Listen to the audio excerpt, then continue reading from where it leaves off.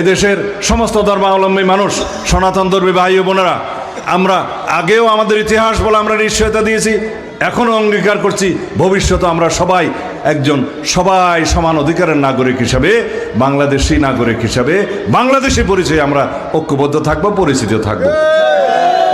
আপনাদের আমাদের সবার ঠিকানা তো এই বাংলাদেশ। জন্ম আমাদের এখানে, মৃত্যু আমাদের এখানেই আমাদের থাকতে হবে। বাংলাদেশে আমাদের ঠিকানা। এই দেশের গণতন্ত্রকে শক্তিশালী করতে হবে। যে এই স্বপ্ন দেখেছিলেন আমাদের গণ অভ্যুত্থানের ছাত্র, গণ অভ্যুত্থানের শহীদরা, আমাদের সন্তানরা, যে স্বপ্ন দেখেছিল মুক্তিযুদ্ধের সময়, মুক্তিযুদ্ধে যারা শহীদ হয়েছেন এবং মুক্তিযোদ্ধারা সেই স্বপ্ন দেখেছিল, আমরা বারে বারে দেখেছি তাদের স্বপ্ন হোঁচট খেয়েছে, গণতন্ত্র বাধাগ্রস্ত হয়েছে। আমরা আর সেই দিকে যেতে চাই না। বাংলাদেশে নতুন করে কোনো রকমের স্বৈরাচার এবং ফ্যাসিবাদের উৎপত্তি হোক, সেটা আমরা হতে দেব না। ওয়ালটন বিএলডিসি ফ্যান খরচ বাঁচে 65% পর্যন্ত। ওয়ালটন বিএলডিসি ফ্যান ছড়ায় স্বস্তির সবুজ হাওয়া।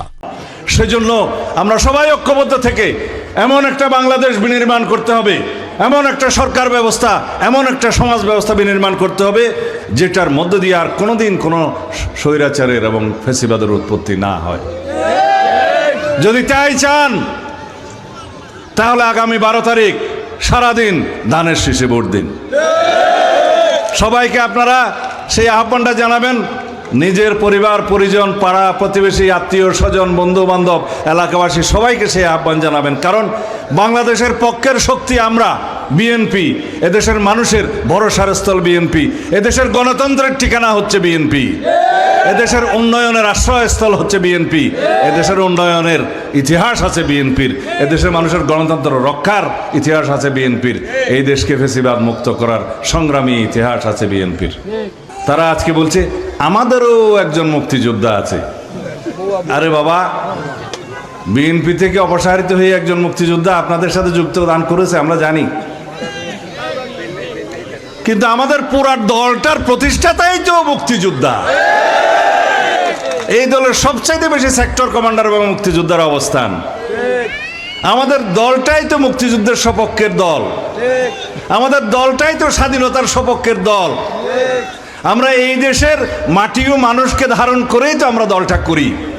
সুতরাং কেউ যখন বলে আমাদেরও একটা মুক্তিযুদ্ধ আছে, অতএব আপনাদের কোনো মুক্তিযোদ্ধা ছিল না, এখন নতুন করে একজন যোগদান করিয়েছেন, ভালো।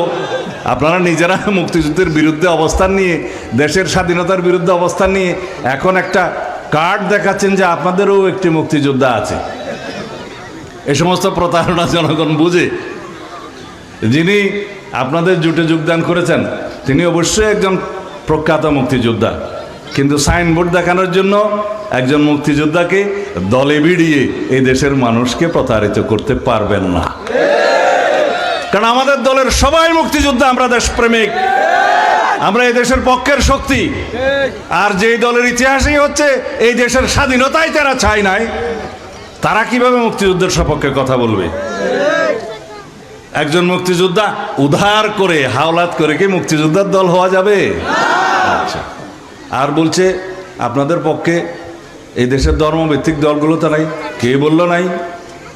এই দেশের সবচাইতে যারা বড় আলেম ওলামা, এই দেশের আলেম ওলামাদেরকে যারা প্রতিনিধিত্ব করে, তারা সবাই আজকে বাংলাদেশ জামাত ইসলামের এই যে ধর্মীয় বিভ্রান্তির বিপক্ষে তারা অবস্থান নিয়েছে এবং বলছেন, মানুষ সেটা জানে এবং বলছে এরা প্রকৃত ইসলামের অনুসারী তো নয়, তারা ইসলামের ক্ষতি করছে। বলছে কিনা? আমাদের হেফাজতে ইসলামের প্রধান, আমাদের মুরব্বী আল্লামা বাবুনগরী প্রকাশ্যে বিভিন্ন জনসভায় বলেছেন যে জামাতে ইসলামের এই সমস্ত ফিরকা, এগুলা বেদাত এবং এই সমস্ত বক্তব্য আপনারা শুনবেন না, এরা ইসলামের মূলনীতিতে নাই। বলছে কিনা?